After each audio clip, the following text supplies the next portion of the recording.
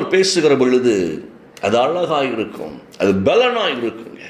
நீங்கள் ஆவியில் உணர்த்தப்படுகிற பொழுது நீங்கள் உலகத்தையே கலக்கி கொண்டிருக்கலாம். நேற்று அப்படியே நான் அமைதியாக உட்கார்ந்து தியானிக்கும் பொழுது ஒரு வார்த்தையை மைண்டில் அப்படியே ஓட விட்டார் ஆண்டவர். என்ன வார்த்தைன்னு தெரியுமா?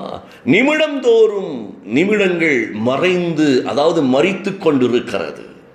ஒரு நிமிஷத்தில் இருக்கிறோம், அடுத்த சில வினாடிகளுக்குள் அந்த வினாடிகளும் மறித்து விடுகிறது, நிமிஷங்களும் மறித்து விடுகிறது. இந்த வார்த்தை குறித்து பேசினார் ஆண்டவர்.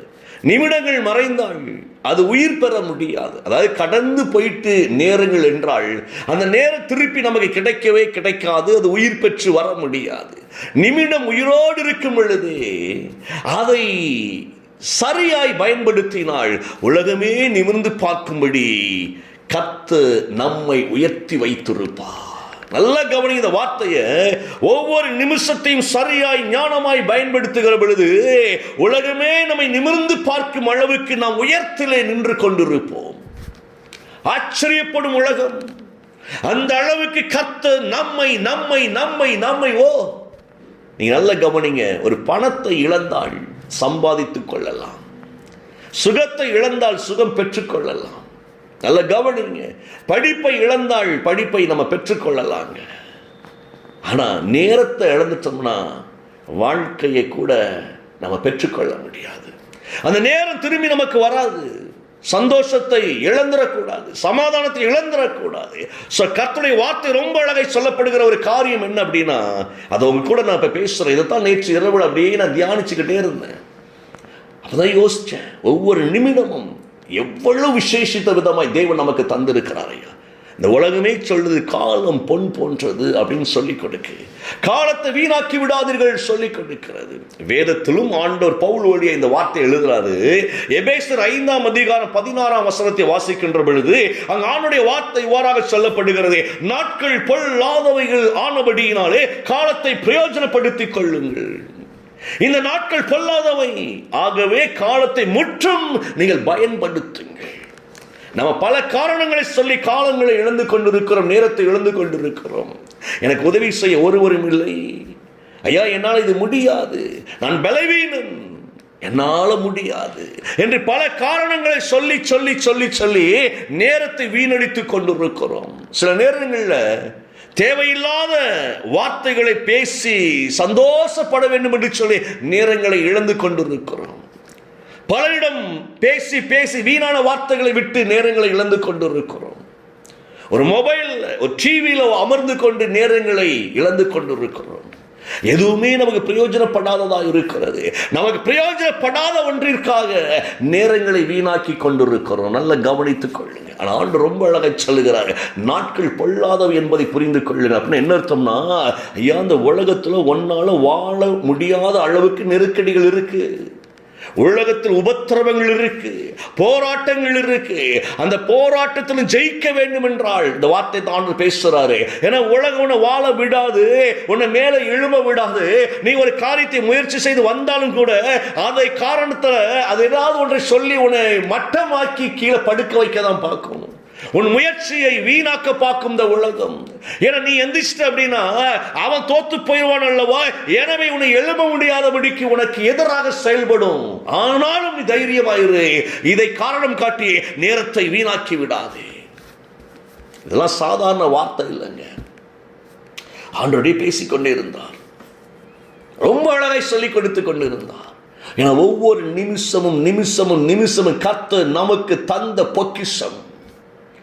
ஒவ்வொரு நிமிஷமும் தேவன் தந்த பொக்கிஷம். அந்த நிமிஷத்தை நீங்க கொண்டாடும்படி அழைக்கப்பட்டு இருக்கிறீங்க. அந்த நிமிஷத்தை தேவனோடு உறவாடும்படி அழைக்கப்பட்டு இருக்கிறீங்க. நீங்க அந்த நிமிஷத்துல கர்த்தரை மட்டும் அறிஞ்சுக்கிட்டீங்க அப்படின்னா ஒவ்வொரு நிமிடமும் உங்களுக்கு ஆசீர்வாதமாய் மாறும். ஒவ்வொரு நிமிஷமும் ஆசீர்வாதமாய். அதே பகுதி 17ஆம் வசனம் சொல்லுகிறது. எபேசர் 5:17 வாசிக்கின்ற பொழுது, ஆகையால் நீங்கள் மதியற்றவர்களாய் இராமல் கர்த்தருடைய சித்தம் இன்னதென்று உணர்ந்து கொள்ளுங்கள். ஏன்னா நேரத்தை வீணடிக்கின்ற பொழுது மதி அற்றவர்களாய் வாழ்ந்து கொண்டிருக்கிறோம். சில நேரம் சொல்லுவோம் பாருங்களேன், மதி இல்லாம செஞ்சிட்டேன், யோசிக்காம செஞ்சிட்டேன், எப்படி மதி மயங்கன்னு தெரியல. நல்ல கவனிங்க இந்த வார்த்தையை. இங்க ஆண்டு ரொம்ப அழகா எழுதுகிறார். மதியற்றவர்களாய் நீங்கள் இராதபடிக்கு என்ன செய்யணுமா? உங்கள் நேரத்தை தேவன் பக்கமாய் விட்டு கொடுக்க வேண்டும். உங்கள் நேரத்தை ஆண்டவருக்கு கொடுங்க. எவ்வளவு பெரிய வார்த்தை பாருங்களேன். நீங்கள் கவலையாக இருக்கிறீங்களா? கண்ணீராக இருக்கிறீங்களா? தேவைகள் அதிகம் இருக்கிறதா? அப்படியே தேடி தேடி மனுஷனை நோக்கி பார்க்கும்படியாக நேரத்தை வீணாக்காதீங்க. உங்கள் குறைகளை எல்லாம் எந்த மனுஷன்னு சொல்லி உங்கள் நேரத்தை வீணாக்கிறாதீங்க. நீங்கள் ஆண்டவர்கிட்ட மட்டும் வந்து நில்லுங்க. தேவன் உங்களுக்கு அற்புதங்களை செய்யும்படியாய் உங்களோடு பேசுகிறவராய் இருக்கிறார். இதெல்லாம் ஒரு மேட்ரே இல்லைன்னு சொல்லி கொண்டு பாருங்க ஆண்டவர். இதெல்லாம் ஈஸியாக எந்திரிச்சிடலாமா? ஐயா, அதை ஈஸியாக எந்திரிச்சிடலாம். நான் உன் கூட இருக்கிறேன், நீ பயப்படாதே. தேவன் நிமிஷங்களை வீணாக்கலங்க. ஏசப்பா மாம்சத்தில் இருந்த நாட்களிலும் அவர் தேவனோடு உறவாடினார், குடும்பத்தோடு உறவாடினார். நல்ல கவனிங்க, சமுதாயத்தோடு உறவாடினார், தன்னுடைய சீஷர்களோடு கூட உறவாடினார். அவர் தனித்தும் பிதாவிடத்தில் அப்படியே உறவை கூட்டிக்கிட்டே இருந்தார். வார்த்தையோடு உறவாடினார். சோர்ந்து போகல, எந்த இடத்திலும் சோர்ந்து போகல.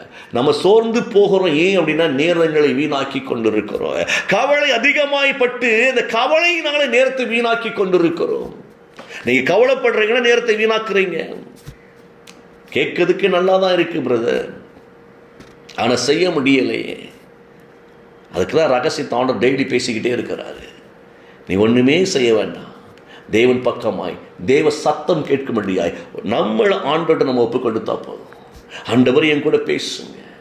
சாமுவேல் குழந்தையாக இருந்த பொழுது ஆண்டவர் கூப்பிடுறாரு. சத்தத்தை புரிந்து கொள்ள முடியல. 7 இடத்துல போறாரு. 4ஆம் முறைதான், நல்ல கவனிங்க, தேவ சத்தம் என்னவென்பதை புரிந்து கொள்ள முடிகிறது. அப்பதான் 7 சொல்றாரு, இனி இப்படி ஒரு சத்தம் கேட்டுச்சுன்னா நீ பயப்படாத, நீ கலங்காத, கர்த்தனோடு பேசி கொண்டிருக்கிறார் என்பதை மனதில் வைத்து நீ கேளு ஆண்டவரிடத்துல. அடியேன் நான் ஆயத்தமா இருக்கிறேன் ஐயா, பேசுங்க, ரெடியா இருக்கிறேன், பேசுங்க. சாமுவேலோட கர்த்தர் குழந்தையா இருக்கும் பொழுது வெளிப்பட்டாருங்க. சாமுவேல் இருதயத்துக்குள் தேவன் பேசுறாரு, சாமுவேலே சாமுவேலே சாமுவேலே. அப்ப நம்ம கூட பேச மாட்டாரா? பேசுகிறாரு. ஆனா அவர் சத்தம் கேட்கும்படியாய் நம்ம பக்கத்துல போய் அமராமல் இருக்கிறோம். கவலையா இருக்கா, பிரச்சனையா இருக்கா, பலவீனமா இருக்கா, தனித்து தேவனிடத்துல போய் அமர்ந்து பாருங்க. ஆண்டவர் என்ன செய்ய தெரியல, நான் போராடி கொண்டிருக்கிறேன் ஆண்டவரே. அவர் பேசுவாருங்க, அழகாய் பேசுவார், சூப்பராக உங்களுக்கு வெளிப்பாடுகளை தருவார். அப்படியே நீங்கள் என்ஜாய் பண்ணி அவ்வளோதானா அப்படின்னு எந்திரிச்சு வெளியே வந்துடலாம். பயப்பட வேண்டிய அவசியம் இல்லை. இன்னைக்கு நல்ல கவனிங்க, இந்த உலகம் எப்படி இருக்கு அப்படின்னா, தேவனை அறியக்கூடாதபடிக்கு நம்மளை பிடித்து வைத்திருக்கிறது. தேவ சத்தம் கேட்கக்கூடாதபடிக்கு நெருக்கி வைத்திருக்கிறது. கலாத்தியர் 1:4 இவ்வாறாக சொல்லுகிறது, இவரே நம் தந்தையாம் கடவுளின் திருவுள்ளத்திற்கு ஏற்ப இன்றைய பொல்லாத காலத்திலிருந்து நம்மை விடுவிக்கிறவராயிருக்கிறார். இந்த பொல்லாத பிரபஞ்சத்திலிருந்து. இந்த காலமும் இந்த பிரபஞ்சமும் பொல்லாததாக இருக்கிறது. தேவ சத்தம் கேட்க முடியாதபடி நம்ம நெருக்கி கொண்டிருக்கிற வேளையில ஆண்டு ரொம்ப அழகாய் சொல்லுகிறார், நீங்க பயப்படாதீங்க, நீங்க கவலைப்படாதீங்க, விடுவிக்கும்படியாய் கர்த்தர் நமக்காய் அவர் பூமிக்கு அனுப்பப்பட்டவராய் இருக்கிறார், நம்மளை விடுவிக்கிறதற்கு. இந்த பொல்லாத பிரபஞ்சத்திலிருந்து, பொல்லாத மனிதர்களிடமிருந்து, பொல்லாத வாழ்க்கையிலிருந்து, பொல்லாத தரித்திரத்திலிருந்து, பொல்லாத வியாதியிலிருந்து கர்த்தர் நம்மை விடுவிக்கும்படியாய் அவர் தம்மையே நமக்காய் ஒப்பு கொடுத்தார். இதுக்கு மேல நமக்கு என்னங்க வேணும்? இதை விசுவாசிங்க. உங்கள் வாழ்க்கையில் எதெல்லாம் பொல்லாததா இருந்து உங்கள் நேரங்களை வீணாக்கி கொண்டு இருக்கிறதோ, அது கவலையா இருக்கலாம், கண்ணீரா இருக்கலாம், பயமா இருக்கலாம், வியாதியா இருக்கலாம், நெருக்கடியா இருக்கலாம், உறவுகளின் வழியாக வரக்கூடிய நெருக்கடியாக இருக்கலாம், மன சஞ்சலங்கள், தவிப்புகள் எதுவாக இருக்கலாம். எதெல்லாம் உங்களுடைய நேரத்தை வீணாக்குகிற பொல்லாதவைகளாக இருக்கிறதோ, கர்த்தர் அவைகளிலிருந்து உங்களை என்னை மீட்கும்படியாய் இந்த பூமிக்கு வந்தாருங்க. நம்ம மீட்கப்பட்டவர்களாய் உலகத்தை கலக்குவோம். நேரத்தை மட்டும் நீங்கள் பிரயோஜனப்படுத்தி பழகுங்கள். ஒவ்வொரு நேரத்தையும் உங்களுக்காக, உங்களுடைய உயர்வுக்காக அந்த நேரத்தை பயன்படுத்துங்க. நல்ல கவனிங்க, நீங்க வளர்ந்தாதான் 4 பேருக்கு ஆசீர்வாதமாக இருக்க முடியும்.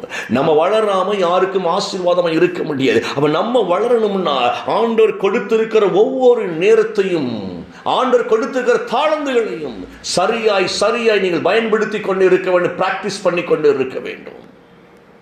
அதனால இன்னைக்கு தீர்மானம் பண்ணுங்க, வீணாய் நேரத்தை செலவழிக்காதபடிக்கு பரியாசத்துக்குள்ள உட்கார வேண்டாம், பாவிகளின் வழியில் நிற்க வேண்டாம், துன்மார்க்கனுடைய ஆலோசனைக்காக நேரத்தை வீணடிக்க வேண்டாம். நீங்க நல்லா கவனிங்க, உங்களை சுற்றி பலவிதமான போராட்டங்கள் இருக்கிறது. தெளிந்த ஞானத்தை பெற்றுக்கொள்ளும்படியாய் தேவ சமூகத்தில் நேரத்தை செலவழித்து பாருங்கள். நீங்கள் உலகத்தை கலக்கி கொண்டே இருப்பீர்கள். பிதாவே, எங்கள் பிள்ளைகளின் கரத்தில் ஒப்புக்கொண்டிருக்கிறேன், ஆசீர்வாதங்களை நிரப்புவீராக. காலம் பொல்லாதவைகளாக இருக்கிறது, நாட்கள் பொல்லாதவைகளாக இருக்கிறது, நேரத்தை அவர்கள் பிரயோஜனப்படுத்திக் கொள்ளும்படியாய் தேவனை காத்த இன்றைக்கு பலப்படுத்தினதற்காய் நன்றி செலுத்துகிறாய். இணைந்திருக்கிற ஒவ்வொரு பிள்ளைங்க மேலே ஆசீர்வாதத்தை பேசுகிறேன், இயேசுவின் நாமத்தில் பிதாவே. ஆமென், ஆமென்.